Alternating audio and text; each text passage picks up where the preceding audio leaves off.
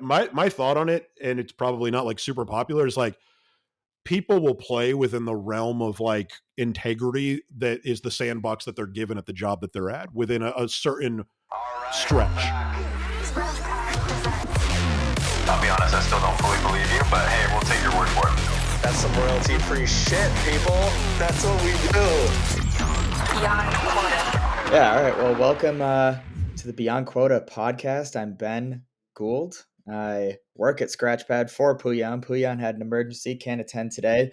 We have corporate bro, Ross Pomerantz. But who do you really work for? The man. It's me, Ben. It's Corp. It's Corp. Yeah. It's me. It's me. It's Corp. And today on the pod, we have the one and only Troy Barter out of Boston and Tampa. Sales legend, content creator. Thanks for having me, boys. I'm pumped. Corp, I've followed you for quite a while now. So this is it's pretty cool. Excited to be here. But I am curious, what is a gnarlier place, a rap battle or a paycheck sales floor? What's grimier? It's a great question. Oh, a rap battle for sure. Like I think that's like something that's helped me quite a bit is battle rap, plus the fact that I did commission only door-to-door sales. Like you get into tech sales and everyone's saying that SDR is a hard job, and it's like, come on guys, it's really not. Like it's hard comparatively. Yeah, it's hard compared to being an AE, obviously, but It's not hard compared to like summer in Florida in a suit and tie getting, guns pulled on you at pawn shops. Like it's not that hard. I would say SDR life is probably harder than raging for 4 straight years in college and learning absolutely nothing, which is mostly their comp. Did you actually get a gun pulled on you at a pawn shop when you were trying to sell something? So peers did. My best door-to-door story is me, and we used to like partner up in the field. It really was just to make sure that we didn't like not work. So they'd put us with someone else to go out in the field. Wasn't for safety? Yeah, it was absolutely not for safety. So I was out with a female partner of mine, and we went out to a funeral home. And we were representing Verizon at the time. We didn't work for Verizon. It was outsourced sales companies, selling Fios, whatever. And we had badges, but he didn't believe it. So he said no. It was kind of pleasant, actually. Just kind of brushed us off. He said, all right, cool. We left. And he followed us out into like a neighboring field and was like, I want your badge. Give me your badge. And I was like, yeah, you can see it. And like he wanted me to take it off so he could photocopy it. And then he like ripped it off of the female partner of mine's, like ripped in, it was on her neck, obviously. It was like, holy shit, this is like physical. And then he left, he realized he kind of fucked up. And that was kind of it. And then like 2 weeks later, someone came into the office and was like, which one of y'all was this? He was joking. And it was the St. Pete Times that said funeral homeowner foils con plot. And it was like a whole article that was absolutely us knocking the door. And then that happening, and he just left that part out. I used to have it. I don't know where that clipping is, but I thought that was kind of fucking amazing. And so what series of mistakes led you to that though? Like let's take it back from square one. Like where did you, what's the background that, led to door to door? So it's related to sales, how I kind of got into it. I've been rapping since I was like 11, and I used to battle online and everything like that before it became a big offline thing. And I started to make beats and I started to sell them online. And I realized that I was, without knowing it, like managing a funnel and a pipeline. Like I went on SoundClick. Oh shit, every rapper's got an email on here. I can get all of these emails and begin to prospect into them to sell them stuff. And I was like, maybe I should try doing this for like a career. And the only sale I knew of was car sales. So I just got into car sales and started selling and did that for a bit. I think the reason why I made the jump from car sales to door was I think I got fired because my license was so bad that like they couldn't keep me on the lot anymore, just from like having no money, lapsing on insurance. And I think that's why. And then it was like, all right, I'll just take this marketing job that turned out to not be marketing, and they were lying. And it was like a commission only door-to-door sales role. And it was like, all right. It's like in-person marketing and you're convincing them to buy it. Direct marketing. Like, no, it's not sales. It's not sales. Yeah. It's not sales. You're just marketing in person. Yeah, it's very direct. Could not be more direct. All right. So for all these SDRs out there that are whining like little baby backs about their little 60K base and their little 15, 20K bonuses, can you talk about car sales? Can you just like, I think all of us in sales, like that's the sale, the misconception that a lot of people are probably saying to you about sales, MLM, whatever. That's their way of saying sales is dirty, blah, blah, blah. They think car sales, even we like in SaaS, who've never done that, we think, okay, dirty car sales. Like we're not that, you know? I want to hear about that. That's the reality. Like I worked at a lot of dealerships. It's exactly what you think it is. It is exactly what you would assume. I guess the only bonus, right, is that they are walking on the lot. Is it true? Like, and maybe this wasn't the case depending on the car lot, but I've heard things where they'll like, you go in, there's so much psychology involved. It's like they want you to walk in. As soon as you either approach a car, they'll make a move. They'll like take your keys from you and your driver's license and they'll hold it for an extra long time. They do hold the keys. Yep. I've heard of them putting them on the roof, all sorts of shit. Yeah, they'll like wait for you to make some sort of move, like, where's my license? And then they'll come out because they're like, you feel some sort of sense of relief that you've like kind of got high strung, and then they come out, you're like, oh, there's my guy. Like, thank God. Like, okay, now I'm less stressed. Like, there's all these weird little psychological tricks. Did they teach any of that to you, or is that like a? Yeah, I mean, I don't even know. Yeah, like the thing that was like the oddest is like the way that a lot of them operate is you would get in and it'd be like, all right, this person's budget's $400 a month, and they would like your desk manager would write it up. All right, show them $800 a month, and let's just see where things go from here. And it's like the car's not even at 800. They just want to see what the reaction is and what space they can play with between 800 to 400. And then you might end up at like 420. And it's like, man, like we could have got there so much faster. Shout out 420. You know, we could have got there so much quicker though. Yeah, it's, all of those tactics are real, like holding the keys, like to the trade. We need to evaluate your trade. We're going to hold on to it. We're working a deal. We need your license and proof of insurance. All right, well, now we have it. So you're not going to just get up and walk away. We've got your license and the keys to your trade. We're not giving that back to you right away. Like all of that shit is real life. And it's kind of funny. You could be like, well, why would you do that? And my thought on it, and it's probably not like super popular, is like, people will play within the realm of like integrity that is the sandbox that they're given at the job that they're at within a certain stretch. You know what I mean? Like there's obviously a level that you won't go, but like when you're there and you're like, I want to get into sales, and everybody's like, yeah, this is what we do. You know, at least myself, I was like, all right, well, I guess that's what we do if I want to do this shit. Like, so right. And there's no base pay. Yep.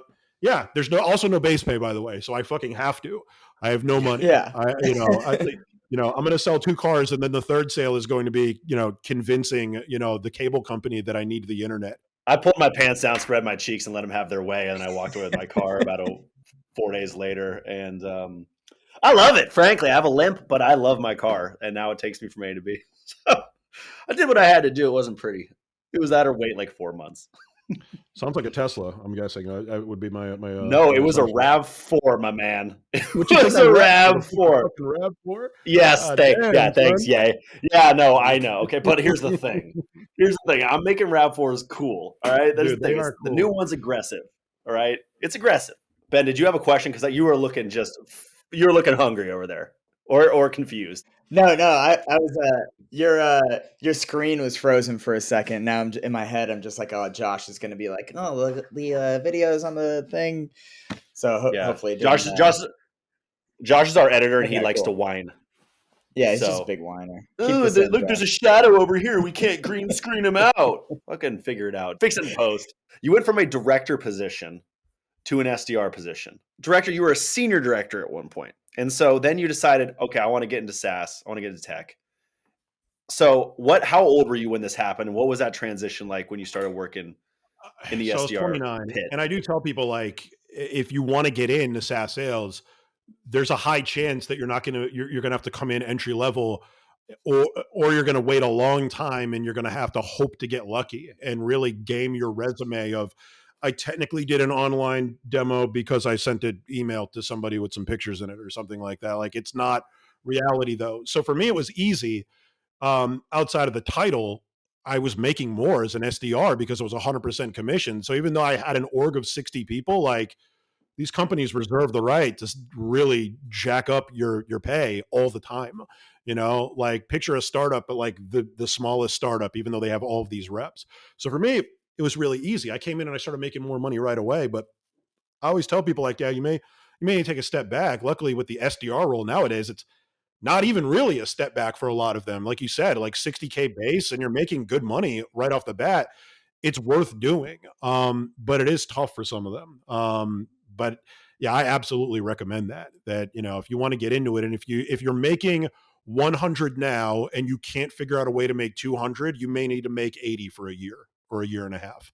Did you go into that SDR role thinking like with no expectations? Were you like, oh, I'm gonna crush all these I knew other I was going to SDRs? You don't know what they. Yeah, I knew I was going to whip ass right away.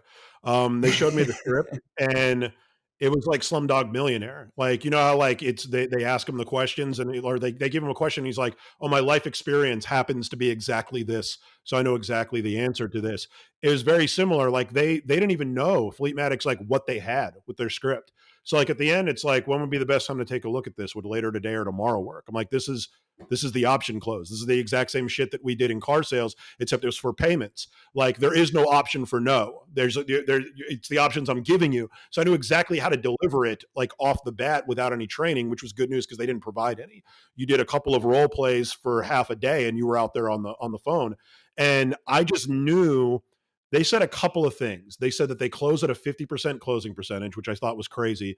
And they said 25% of the room makes six figures. And I was like, dude, I've never been anywhere where I was like not in the top 5%, let alone 25. Like, I'm going to kill myself to do this. I changed when I went to sleep. I changed when I woke up. If I didn't get a booking, I dead ass dialed the phone 300 times in the day. There was a headline that I read, like many people. I didn't click on the friggin' article. I should have. It was something like new college grads overestimate their pay by like what they expect to make by 50K. Something like the expectation now coming out, which is hilarious because like I expected to make like 50K, which was I didn't. I made 38. But like, so if they're expecting like 100K right out of school, and what do they got? They got to do something to get it. So the content. So where did the content come in? When did that like start? Was it TikTok? Was it LinkedIn? Both. Well, you had the battle rap background. Yeah. I want to talk about that too at some point, like more in depth. So I battled, and like I used to do a vlog to hype the battle up.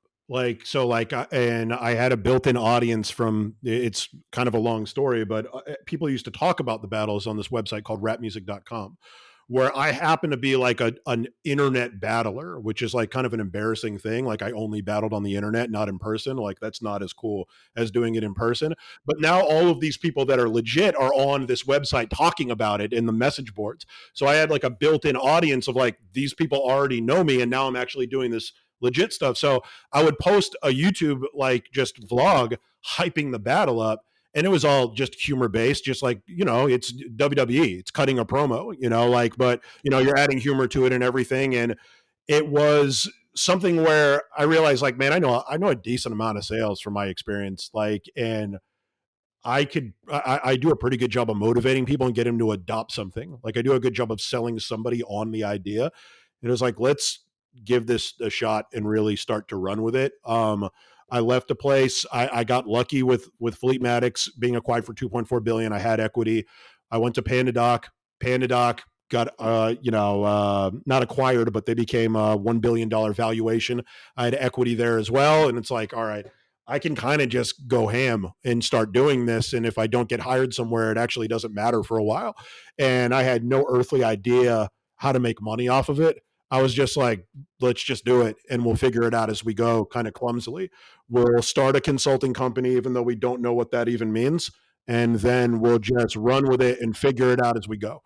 And that's, and I just decided like, I'm not going to stop. Like there's no way I'm stopping. Like I'm just going to do it this time and see it through. And then like it got easy because like, I'm sure like you experienced this on a higher level, like, you get really great feedback from people that like it matters to them and it's helpful. And it's like, all right, now I really like can't stop. Yeah, there's definitely an interesting shift there when you hit a certain point. Like I think for a corporate bro in particular, we didn't make a cent for probably 6.5 years. It was all cost, right? And then we still just undercut ourselves in negotiation we still do. We still do. We don't even know what we're worth. Like we we can sell software. We can't sell ourselves. We're getting better at that. But I do think there becomes a switch that's hard that I've struggled with is when it becomes, you feel responsible to everybody else that you got to make something. And then you start to decide, and this is a bit of a tangent of, Am I doing this for me? Am I doing this for them? Am I making what I want to make for me, or making what I think they want, which isn't necessarily what I want? And it's kind of a hard balance, and it becomes somewhat, draining, I'll say, over time. They also don't know what they want. Like no one does, right? Like, so Right. that's another part of it where like they think they know, like, not to like go back to like what a dork I am, but like it's an old Vince McMahonism, right? When it comes to wrestling, like, oh, hey, if you made this guy the champ, we'd all be happy. And then like, all right, cool, we're going to give you exactly what you want. And then it's like, oh shit, this actually wasn't what we wanted at all. We thought we did. This is boring. Like that's like, one real dorky version of it. But it is kind of funny, like the feedback that I get sometimes, you got to take it with a grain of salt, because you got to realize like you think like what you want until you get an alternative that you like more, so yeah, it's Right. It's tough. You got to go with your gut, I guess, Right. Yep. And so now today you're running a consulting. You have you figured out what what consulting means and so forth? Barely, like honestly, really like maybe in the knows. past week, like I kind of barely, like I'm like, I think the first thing we technically profited off of is like someone wanted me to run a morning meeting and like hype them up. And I was like, all right, cool. I don't know what to charge for that. So just check what your budget is and let me know. Like, dude, they could have said, anything. I would have done it. I figured out a little bit from Keenan in Gap Selling.